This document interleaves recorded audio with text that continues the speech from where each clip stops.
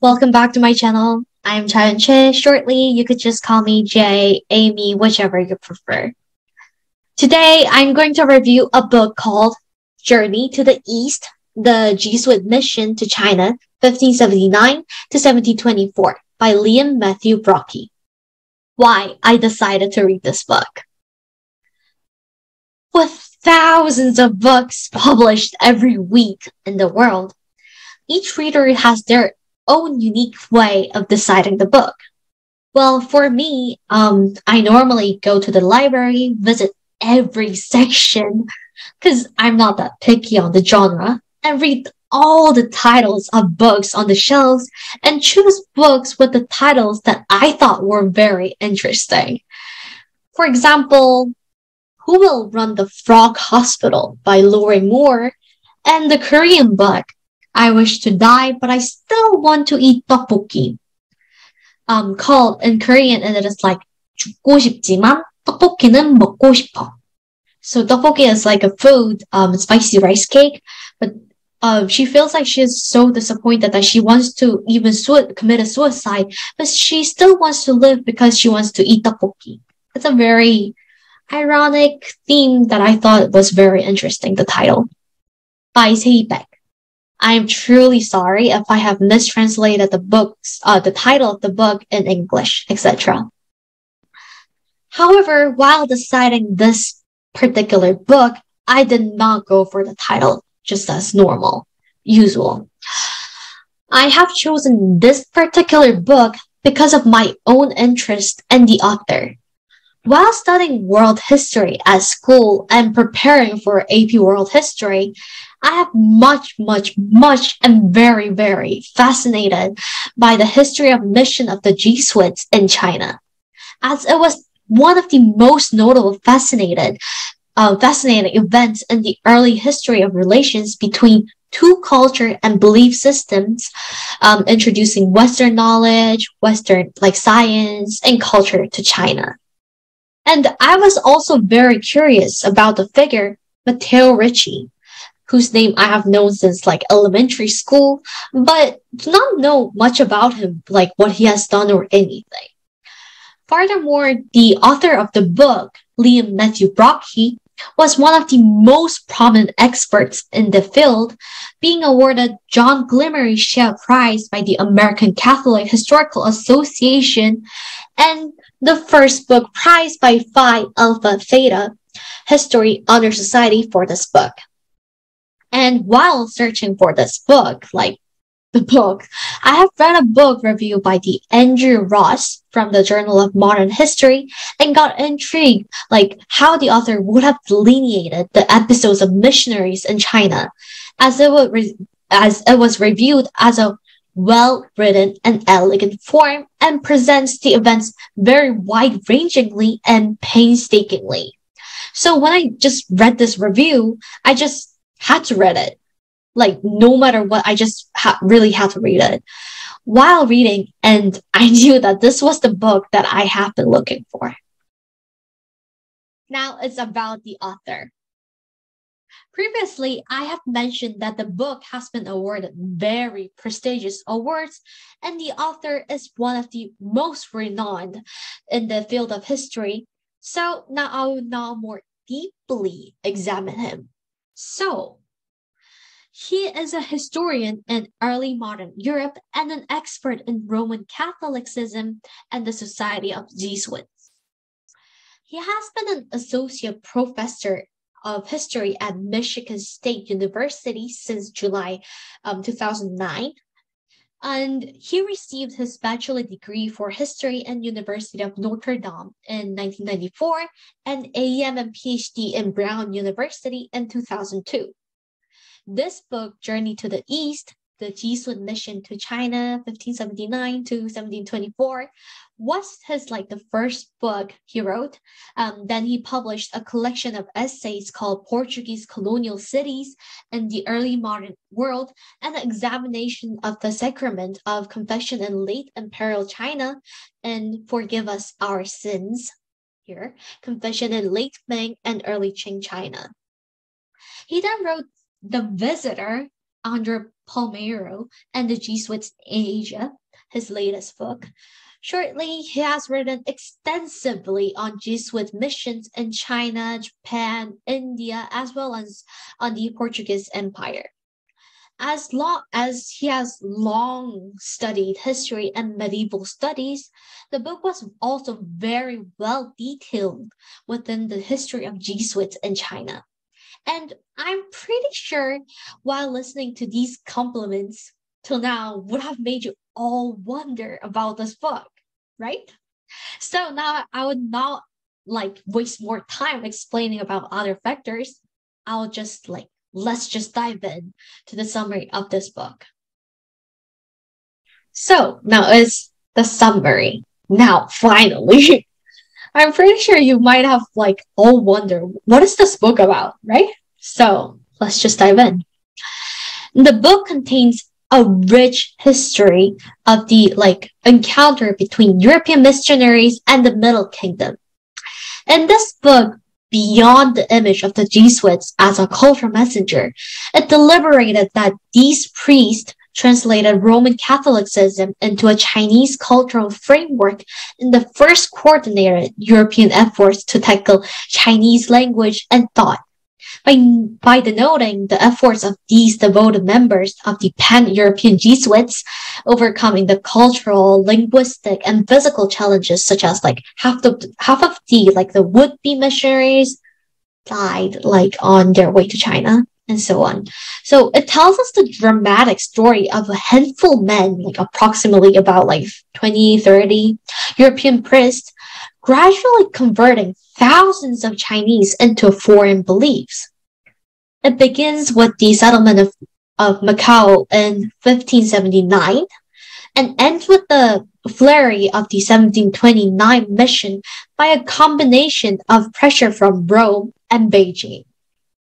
It focused on the Jesuit mission, not on the general history of Christianity in China. So it depicted the complexity of Jesuits traveling the pre-modern world, entering a foreign land without being armed, and understanding a radically different culture resulted, and how they really overcame them in the village of Shaanxi province and the cities of the Yangtze Delta region. Other scenes show how the Jesuits meant the conversion and formed their Christian community into best Chinese Baroque Catholic outpost. In retelling, the story reveals this serious political, cultural, scientific, linguistic, and religious complexity of the true early East and West confrontation over the continent and the centuries. So I have briefly explained the Chinese and church history insights, and now I would more detailedly describe the story within 3 figures. So in the book, there are about 3 figures to remember. Francis Javier, Mikhail Ruggieri, I'm sorry if the pronunciation has been bad, and Matteo Ricci. Francis Javier, the famous Jesuits who opened the Japan to Christianity and was the first Jesuit to try to enter China in 1552, he was brought to Shangchuan Island in the Pearl River Delta by Portuguese merchants and was abandoned there, where he died of hunger and disease. Fortunately, Mikhail Ruggieri succeeded through learning Chinese and dressing like a Buddhist monk, which led him to stay in Canton by the local Chinese officials as he impressed them by assimilating to their culture. Matteo Ricci, the famous one that I have said that I don't know really about him, even though I know his name, was the person who was given imperial permission to enter Peking and for the Jesuits to be in China in 1601. He interested the Mandarins in European civilization, including Euclid's geometry, astronomy, lenses, paintings, and other writings. He was the person who started dressing as a Chinese bureaucrat and learned about Confucian culture to make himself more attractive to the local elite. With many restrictions such as foreigners not being permitted to enter Ming China, except for the trading station at Kenton, as I have mentioned, the city. The Jesuit did not succeed in their like first try, as I have said. Like the Francis Javier did enter, but couldn't died because of like the hunger and disease. So I just regard it as a like kind of not fully success. But they ultimately blended themselves into the society and achieved their goals, like converting them. This was the end of the summary. Now, I will explain about 3 points that I regarded interestingly. First was about a calendar. Calendar, like, it's just a normal thing in like our daily life. So what's the big deal? Let me explain. First was about a 1664 calendar incident. 1664. So that's like detailed, a specific thing that you shouldn't like focus on. The Jesuits were like in charge of the official calendar, but they were accused of miscalculating the date. Specifically, so the Jesuits were charged with incorrectly calculating a auspicious day for the burial of an infant from the imperial family. So it's an imperial family, so it's a kind of big deal, but they have miscalculated. They have made mistakes. So as the verdicts, as I have said, were very serious, some were sentenced to death and expulsion for all the others after being found guilty. Well, it actually all resolved in 1688 by a new Jesuit chief astronomer making a new and more accurate calendar, and the Jesuits was put back in the place of director of astronomical bureau. I was actually fascinated with the story as it has been a very popular event in Europe and China, and has been long used as a remarkable case for analyzing the links between science and religion. But I wanted to ask how these two have been like intertwined in the scholars' research, because they have been like very much used in the scholars' like research paper, but I didn't really get it, even though this event seemed very important as it has been a link between the religious and science. And like it's also related to like Chinese and like Western culture, but I still didn't get their like relationship. So I just wanted to ask you, the subscribers, how these two have been intertwined in the scholars' research and further involved both the religious and scientific dimensions of the imperial astronomers' tasks. And I'm going to I haven't researched about it still, because I just wanted to ask you a critical question about this, and I wanted to raise a question to all subscribers, because after watching this, I hope that you guys all kind of have a desire to read this book, have an opportunity to read this book, and actually examine more about it, like further develop their thoughts about it. So I'm going to leave this answer in blank, and maybe I might answer this question later in the video. So we never know. And the second part that I regarded interested was that the intra-Jesuit doctrinal disputes about which Chinese words signify Christian words and if they were like adequate translations. Like there were like people from France and everywhere. So it wasn't only the Jesuits who were in the China. So there was much debate over the issues of doctrine, hegemony, and like human jealousy. And while reading this, as I have experienced like the struggles while interpreting like the Chinese into English, like Korean into English, or like anything else like classical Chinese into Chinese, Chinese into like Korean, and Korean into English. I have experienced all of them while learning the languages. So I could like sympathize with the Jesuits, like their struggles, and understand the debates over the issues. So I was like, oh, I know this feeling while reading this book. And I thought this was kind of interesting for me as I speak a lot of languages. And I thought this could be also a fascinating point to focus on in this book. So I'm going to mention this. Third, about the papacy's declare about the end of missionary activities. The missionary activities all ended as the papacy ordered that the observation of Confucian rites were incompatible with Catholic doctrine. This has been a highly controversial debate for over like 100 years.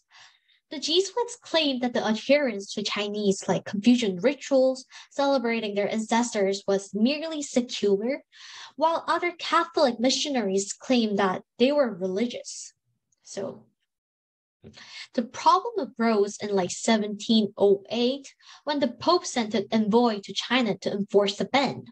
The Chinese emperor that told all Catholic priests in China to sign a declaration in support of the idea that Confucian rituals were compatible with Christianity. While most Jesuits signed the declaration against the authority of the Pope, most of other like Catholic priests left China.